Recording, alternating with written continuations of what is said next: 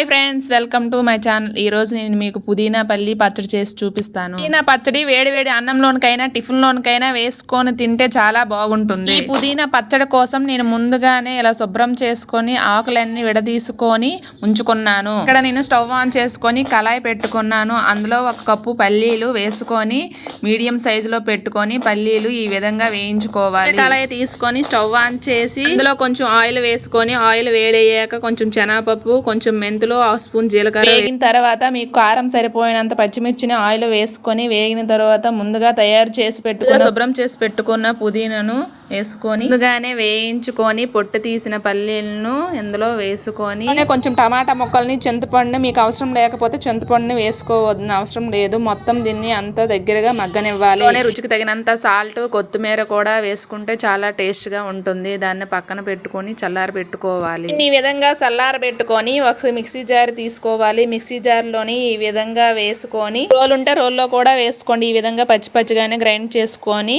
పక్కన పెట్టుకోవాలి. చేసుకున్న పచ్చడి ఈ విధంగా బౌల్లో తీసుకున్నాను. మళ్ళీ కళాయి పెట్టి అందులో కొంచెం ఆయిల్ వేసుకొని ఇలా ఆయిల్ వేడయ్యాక 1 స్పూన్ ఆవాలు, 1 స్పూన్ జీలకర్ర, ముందుగానే పొట్టు తీసి ఉంచుకున్న 2 తెల్లుల్లిపాయ రెబ్బలను, 2 మిరపకాయలను, కొంచెం కరివేపాకు వేసుకొని వేగనివ్వాలి.